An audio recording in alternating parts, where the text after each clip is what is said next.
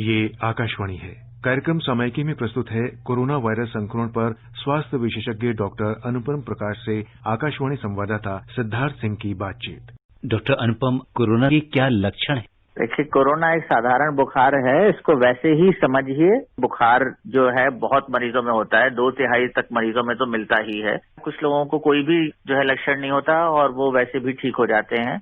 और इसके अलावा बदन दर्द, सूखी खांसी, ये जरूरी है, ये कई लोगों में देखी जा रही है। और इसके अलावा जो कि लक्षण, ये तो वैसे किसी भी वायरल में हो जाते हैं, नजला जुकाम तो वैसे भी आजकल मौसम बदल रहा है तो हो जाता है। लेकिन 2 चीजें देखी गई हैं मरीज के तौर पे, मैं आपको बताना चाहूंगा कि एक जो है स्वाद का गायब हो जाना और दूसरा कि जो सूंघने की शक्ति वो भी खत्म हो जाती है। तो कई मरीजों में बुखार नहीं उन लोग अप्रिशिएट कर पाए, उनको नहीं पता चला कि उन्हें बुखार है, लेकिन उनकी सूंघने की शक्ति चली गई या स्वाद चला गया बिल्कुल भी। तो ये ऐसे 2 लक्षण हैं जो अभी तक हमने बाकी वायरल जो डिसऑर्डर्स होते हैं, जो वायरस से होते हैं वाली जो संक्रमण है, उनमें नहीं देखे गए हैं, लेकिन कोरोना वायरस में देखे गए हैं। और ये हमें भी शुरू में नहीं पता था जब कोरोना वायरस आया था। जैसे वैज्ञानिकों ने देखा और बाकी जो विश्व भर में जो देश हैं उनसे हम लोगों की बातचीत हुई तो हमें पता चला, और हमारे मरीजों में भी हमने देखा कई लोगों में ये चीजें हैं। मतलब मीठा और नमकीन का भी जो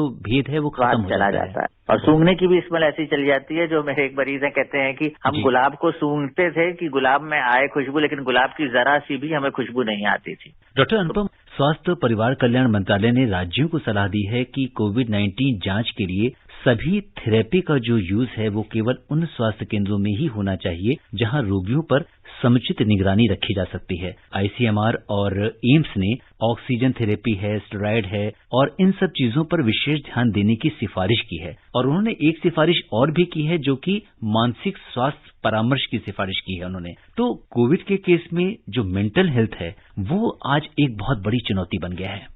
कोरोना वायरस की जो बीमारी है वो एक बीमारी सिर्फ स्वास्थ्य की बीमारी नहीं है, सेहत की नहीं बीमारी है। मानव जाति के लिए एक बहुत ही परीक्षा का समय है, जिसको मैं कहूंगा एक ह्यूमैनिटेरियन क्राइसिस है। क्योंकि ये जो है मस्तिष्क पे बहुत असर करता है।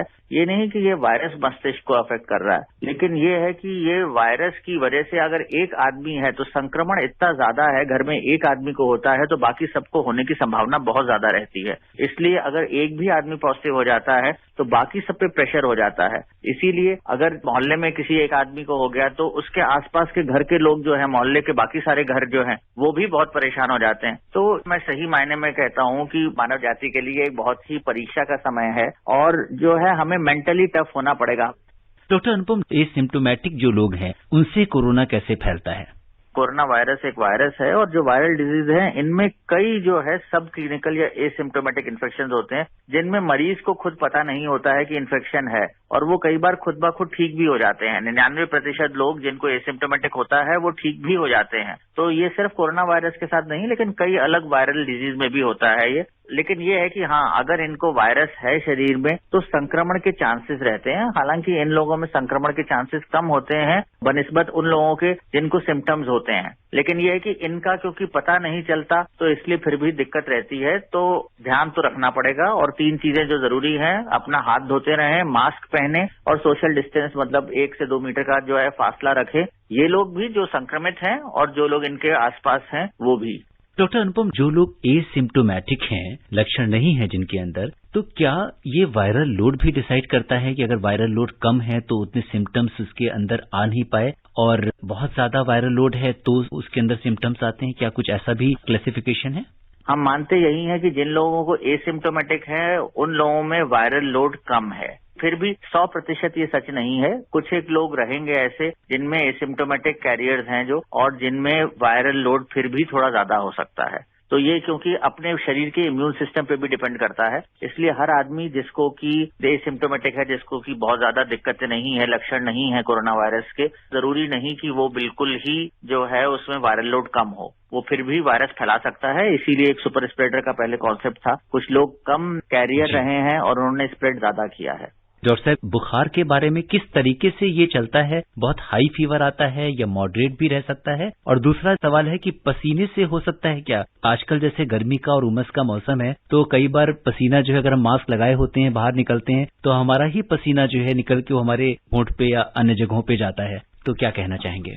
पसीने से ऐसे नहीं फैलता है। लेकिन हाँ, बुखार का जहां तक आप कह रहे हैं, बुखार सबसे ज्यादा देखा गया लक्षण है कोरोना वायरस का। विश्व भर में काफी लोगों को बुखार तो देखा ही गया है, लेकिन हाँ, जैसे अभी हम लोग बात कर रहे थे, कुछ एसिम्प्टोमेटिक जिनमें लक्षण नहीं होते हैं, तो उनमें हो सकता है बुखार भी ना हो। लेकिन यह है कि बुखार कई लोगों को ऐसा है, जिन लोगों को बुखार आता है उन लोगों को हल्का भी रहता है, और कई लोगों को बुखार जो है वो टूटता नहीं है, बहुत लंबा बुखार चलता है, 10-10, 12 दिन भी बुखार चला है, 102, 104 डिग्री फ़ारेनहाइट तक भी बुखार गया है। तो इसका कोई ये नहीं है कि बुखार आएगा ही, और बुखार आएगा तो कितना आएगा, बहुत ज्यादा भी हो सकता है, हल्का भी रह सकता है। और पसीने से नहीं फैलता है, क्योंकि जो इसका संक्रमण का जो माध्यम है वो हमारी सांस है। तो अगर हमारे फेफड़े सबसे ज्यादा अफेक्टेड होते हैं, तो उनसे अगर हम खांसेंगे या बोलते समय हमारे मुंह के थूक निकलता है, तो ही उससे हमारा संक्रमण होगा या छींक आती है। तो इसीलिए कहा जाता है कि मास्क पहने रखें या फिर जो है गमछा या रुमाल अपना बांध करके रखें, तो संक्रमण नहीं होगा।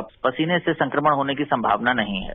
क्या हवा से भी फैल सकता है कोरोना? क्योंकि इसको लेकर WHO में बहुत सारे पेपर सबमिट हुए और WHO ने ये भी कहा है कि वो बाद में इसका स्पष्टीकरण और इसके बारे में एक रिपोर्ट प्रस्तुत करेगा। अभी ये नहीं समझें कि ये हवा में फैलता है। इसका जो है ये भी बिल्कुल तकनीकी उद्देश्य है। मैं ये कहूंगा कि जो हमारे ICU हैं अस्पताल में, जहाँ पे हम लोग प्रोसीजर्स नेबुलाइजेशन वगैरह करते हैं, इंट्यूबेशन वगैरह करते हैं, उन जगहों पे जो है एरोसॉल बनता है, तो वहां पे सस्पेंडेड रहने के ज्यादा चांसेस रहते हैं। तो वहां पे हवा में माना गया है कि ये कुछ घंटे रहता है वहां पे। उसमें भी जो कहा गया है वो एप्लीकेबल इसलिए है कि जहां पे कोई संक्रमित मरीज रखा गया है, अगर वो क्लोज्ड कमरे में है जहां हवा नहीं आ रही है या खिड़की दरवाजे नहीं खुल रहे हैं, तो उस संक्रमित व्यक्ति को अगर बंद जगह पे रखा हुआ है, तो उस कमरे में संभावना है कि वहां पे संक्रमण फैल सकता है और हवा में रह सकता है। तो अगर हम खांस रहे हैं और अगर हम छींक रहे हैं या हम बोल रहे हैं, कमरे में हम बंद रहते हैं, वहां हवा का आदान प्रदान नहीं होता है ज्यादा, या धूप नहीं आती है, तो चांसेस ये है कि हवा में जो है सक्रिय रहेगा वायरस ज्यादा देर तक। तो इसीलिए पहले भी कहा जाता था कि जो भी संक्रमित मरीज के साथ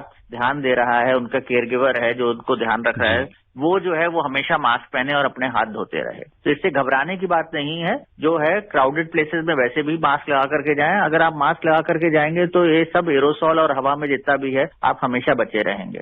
जी डॉक्टर साहब, वैक्सीन कब तक आ जाएगी? कई शोध भी चल रहे हैं और कई दवाइयां जो हैं जो शोध में थी उनको इमरजेंसी अप्रूवल भी दे दिया गया है, जिससे कि जो मरीज जो माइल्ड नहीं है, मॉडरेट या सीवियर कैटेगरी में है, जो गहन वर्ग में है, उनको इलाज के लिए वो दवाएं उपलब्ध हों। और ये जानकर के श्रोताओं को बहुत खुशी होगी कि कई दवाइयां ऐसी जो हैं जो कि इमरजेंसी यूज के लिए ऑथोराइज की गई हैं, विश्व स्वास्थ्य संगठन की भी और ICMR और केंद्र सरकार ने भी, तो वो जो है भारतवर्ष में उपलब्ध हैं और इस्तेमाल भी हो रही हैं। ये बहुत जरूरी है कि उनको इस्तेमाल करने के लिए जरूरी जब हो तभी किया जाए, और माइल्ड और एसिम्प्टोमेटिक केसेज जिनमें लक्षण नहीं है उनके लिए कतई ना किया जाए। अगर सैचुरेशन कम होती है 95% से, तभी डॉक्टर के यहाँ भर्ती होकर के तब जरूरत हो तभी इस्तेमाल की जाए इनकी, नहीं तो नहीं यूज की जाए। ये बहुत जरूरी है जानना सबके लिए। डॉक्टर साहब की जो लो ब्लड प्रेशर वाले मरीज हैं या हाइपरटेंशन जिनको है, या इवन जो डायबिटिक पेशेंट्स हैं, जो कार्डियक पेशेंट्स हैं, हाई रिस्क वाले पेशेंट्स, उन्हें अपना ख्याल कैसे रखना है? देखिए, बहुत जरूरी है ये चीज।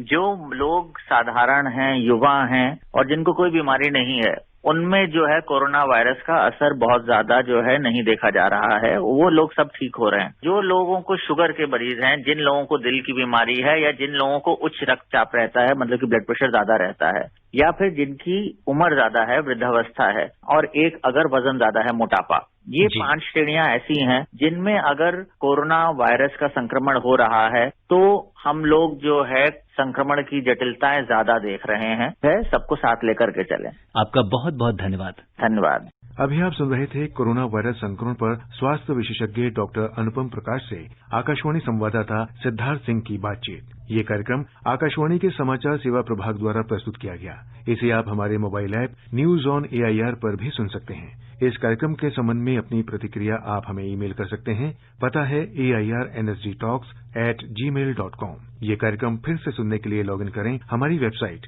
newsonair.com।